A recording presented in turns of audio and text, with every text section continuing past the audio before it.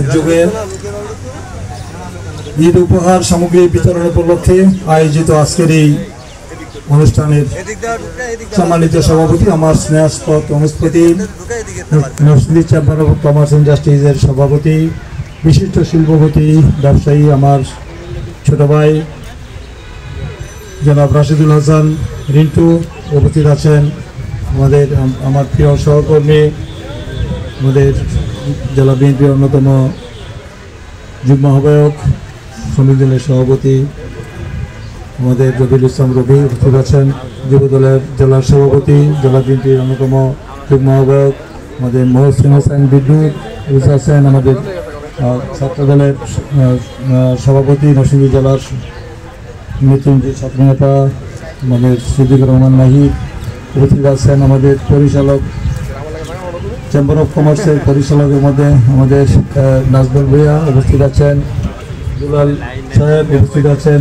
আমাদের এখানে আমাদের জেলা বিএনপির অন্যতম সদস্য, তিরিশপুর ইউনিয়ন বিএনপি সংগ্রামী সভাপতি, বিশিষ্ট শিল্পপতি, ব্যবসায়ী, চেম্বার অফ কমার্স ইন্ডাস্ট্রিজের পরিচালক জনাব আহমদ হোসেন মোল্লা উপস্থিত আছেন। আমাদের চেম্বার অফ কমার্স ইন্ডাস্ট্রিজের পরিচালক জনাব আমাদের জন্টু, আমাদের সরোজাহান জন্টু উপস্থিত আছেন। আমাদের মাকসুদুর রহমান খান উপস্থিত আছেন। আমাদের রনিকু আব্দুল ফকির রনি উপস্থিত আছেন।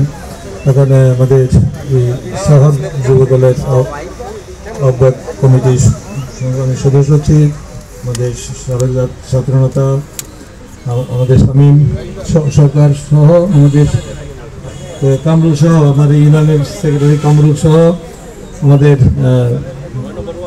নাম্বার ওয়ার্ডের কামরুল সাধারণ সম্পাদক সহ সম্মানিত নেতৃবৃন্দ মিলন সহ উপস্থিত। এই তোমরা বসে যাও, প্লিজ নিচে যাও, মঞ্চে দাঁড়াবো না, প্লিজ একজনে দাঁড়াবো না, বসে নিচে যাও।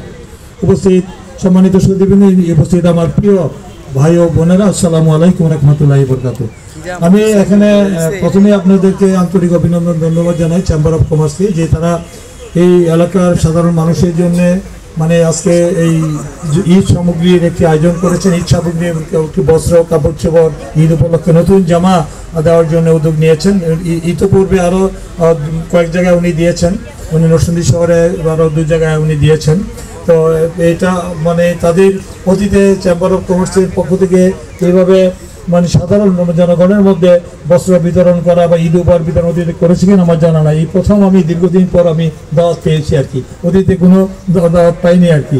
আমি যখন আপনাদের এমপি ছিলাম কিছুদিন, তখন কিন্তু আমাদের চেম্বার অফ কমার্স ছিল, তারাও আমাদেরকে সেভাবে কিন্তু আপনাদের ব্যবস্থা করেনি। কিন্তু এই যে রাশিদুল হাসান রিন্টু সহ এই পরিচালক কিন্তু ওরা যারা আছেন তাদেরকে অভিনন্দন জানাই, যে তারা আপনাদের কথা চিন্তা করে এই পবিত্র ঈদ উল ফিতরের যে ঈদের সময় নতুন জামা লাগবে, সেই মতো অনেকে হয়তো আমরা কেনার সমর্থন নাই, কিন্তু এই যে একটু উপহার দেওয়ার যে এই উপলব্ধিটা ওদের করেছেন, এই জন্য আমি আবারও যারা বিএনপির পক্ষ থেকে সকলকে আন্তরিক অভিনন্দন, ধন্যবাদ জানাচ্ছি।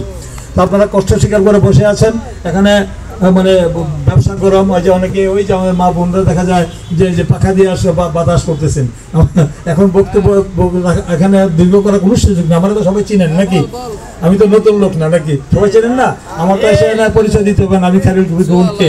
আমি আজকে এটা কিন্তু নির্বাচনী জনসভা না যে আমি আসছি আর ভোট চাইতে, যে ভাই আমার দানের শেষে আমার ভোটটা দিয়েন, আমি একটু প্রার্থী আগামী দিন ইলেকশনে, আমি ভোট চাইতে আসি না, আসছি শুধু আপনাদের সাথে সৌজন্য সাক্ষাৎ করা, ঈদ উপহার দেওয়ার জন্য। এখন ভোট আপনারা দিবেন, সেটা ভোট তো দিবেনই আপনি নাগরিক হিসাবে, আপনার ভোট আপনি দিবেন, যারাই খুশি তারাই দিবেন, দেখে শুনে যোগ্য প্রার্থীকে দিবেন।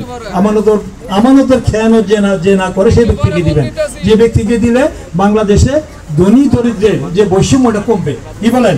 একদিনে তো হবে না, আমাদের দেশ তো একটা উন্নয়নশীল দেশ, এটা হওয়ার সময় লাগবে। একটা গণতান্ত্রিক সরকার, নির্বাচিত সরকার যদি থাকে, তাহলে আমাদের দেশে যে নিম্নয়ের মানুষ, আমরা যারা নিম্নয়ের মানুষ, আমাদের যারা মানে দ্রব্যমূল্যের সাথে লড়াই করে আমাদের সমাজে পরিবার চালানো দুষ্কর হয়ে যায়, তাদের যেন আগামী দিনে আয় ইনকাম বাড়ে, আর আয়ের সাথে ব্যয়ের যেন সঙ্গতি থাকে। এখন আর যেই পরিমাণ আপনারা আয় করেন, ব্যয় আরো অনেক বেশি না, কি বলেন? ব্যয় বেশি না, মা বোনরা বেশি জানে, মা বোনরা সংসার চালায়, সংসার তো আপনারা চালান নাকি, আপনার টের পান যে কত জানে কত চাল নাকি। তো সেখানে আপনাদেরকে আপনারা যেন সুখের শান্তিতে আগামী দিনে থাকতে পারেন, যেন আর কোনো স্বৈরাচার, কোনো ফ্যাসিস্ট সরকার আর কোন মাফিয়া সরকার আর কোন জালিম সরকার যেন ক্ষমতায় না আসে। এই যে আপনাদের মানুষ যে ট্যাক্সের টাকা যে ট্যাক্স দেয় সরকারকে, বুঝছেন, যে কর দেয়, সেই করের টাকা জনগণের টাকা লুটপাট করে মানে 27 লক্ষ কোটি টাকা বিদেশে পাচার করছে। এই 27 লক্ষ কোটি টাকা যদি বাংলাদেশে থাকতো, যদি ইন্ডাস্ট্রি হতো, যদি এলাকার মানুষ চাইলে কর্মসংস্থান হতো না, অনেক কর্মসংস্থান হয়তো, আমরা দ্রব্যমূল্যের দাম কমে যেত, অনেক কমতো না। দ্রব্যমূল্য কি অনেক সময় আমাদের এখনো কিন্তু ক্রয় ক্ষমতার মধ্যে আসে না, ফিরে আসছে, এখনো কিন্তু ক্রয় ক্ষমতার বাইরে, এখনো কিন্তু ওই সিন্ডিকেট রয়ে গেছে। এখনো কিন্তু মানুষের যে সাধারণ যে চাল, ডাল, তেল, নুন, নিত্য প্রয়োজনীয় দ্রব্য, এটা কি সবাই আপনারা কিনতে ইচ্ছা মতো কিনতে পারেন? ইচ্ছা মতো আমাদের খাদ্য কিনতে পারেন? এখনো পর্যন্ত 72% মানুষ আপনারা 72% মানুষ আপনারা পুষ্টিকর খাবার কিনে খেতে পারেন না। 42% মানুষ দারিদ্র সীমার নিচে এখনো পর্যন্ত রয়েছে, এবং 35% মানুষ দুবেলা খায়। এই যে আমাদের যে গরিব দেশ, এই দেশের মানুষের আয় ইনকাম বাড়ক আপনারা চান না নাকি? সবাই তো আমরা চান নাকি? আপনাদের কর্মসংস্থান হোক, আপনাদের যেন বাড়ি ঘর হয়, থাকা খাওয়া, আপনাদের শিক্ষা, মৌলিক যে অধিকার, শিক্ষা, স্বাস্থ্য, খাদ্য, বাসস্থান, এগুলো কি হোক, এটা চান না? স্বাস্থ্য, আমাদের স্বাস্থ্য ভালো থাকতে হবে, আমার শিক্ষার ব্যবস্থা থাকতে হবে, আপনাদের খাদ্যের ব্যবস্থা থাকতে হবে, এগুলো থাকতে হবে না? কি বলেন?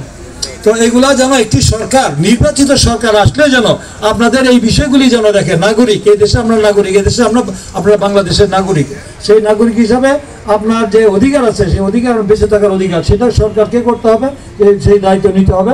এই ধরনের একটি সরকার আসবে যে জনবান্ধব এবং জনগণের কল্যাণে একটি সুন্দর সমাজ বিনির্মাণ করার ক্ষেত্রে যেন এই সরকার যেন কাজ করে, যে গণতন্ত্র, মানুষের আইনের শাসন, বিচারের স্বাধীনতা, ন্যায় বিচার, মানবাধিকার, মত প্রকাশের স্বাধীনতা, আইনের শাসন, এগুলো যেন বাস্তবায়ন করে। মানুষের দ্রব্যমূল্য, অর্থনৈতিক মুক্তি, এগুলো যারা করবে, তাহলে দেশের অর্থনৈতিক যদি উন্নতি হয়, দেশের মানুষের মানে ভাগ্যের উন্নতি হবে। তাই আমি মনে করি যে আপনারা এই ধৈর্য, সংযম, সহনশীলতার সাথে আগামী দিনে একটি নির্বাচিত সরকার, জনগণের সরকার, আপনাদের ভোটে, আপনাদের সরকার, আপনাদের এই রাষ্ট্রের মালিক, এই ভূখণ্ডের মালিক কিন্তু আপনারাই মালিক। এই যে আপনাদের ভোটে নির্বাচিত প্রতিনিধিরাই সরকার হবে, দেশ চালাবে, তারাই আগামী দিনে এই যদি স্বৈরাচার হয় তাহলে আপনাদের ভাগ্যের পরিবর্তন হবে না। কিন্তু জনগণের সরকার যদি, আপনাদের ভোটের সরকার যদি আছে, তাদের জনগণের কাছে তাদের দায়বদ্ধ থাকবে, জবাবদিহি থাকবে, যে না, আমি যদি জনগণের সাথে প্রতারণা করি, বেইমানি করি, জনগণের ভোট নিয়ে যদি আমি আমানতের খেয়ানত করি, তাহলে আগামী দিনে, এইবার আমি এমপি হয়েছি, আপনাদের অর্থ লুটপাট করে, আমি বিত্ত বৈভব অর্থ করে আমি কোটি কোটি টাকার মালিক হলাম, কিন্তু জনগণের ভাগ্যের পরিবর্তন হলো না, তাহলে কি আগামী দিনে কি আমার ভোট দিবেন?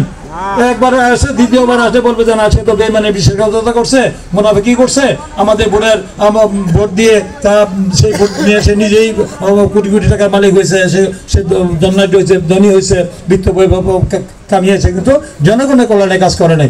সেই ব্যক্তিদেরকে আপনারা দেখে শুনে, যারা আমানতের খেয়ানত করবে না, যারা অতীতে আপনাদের সুখে দুঃখে বিপদ আপদে আপনাদের পাশে ছিল, আপনাদের সেই ব্যক্তিকে দেবেন। আমরা চেষ্টা করব, অতীতে আপনাদের সুখ থেকে বিপদ আপদে পাশে ছিলাম, আগামী দিনেও যেন আপনাদের ক্ষমতা করার তৌফিক আল্লাহ তাআলা আমাকে দেন, সেই সুযোগ দিবেন।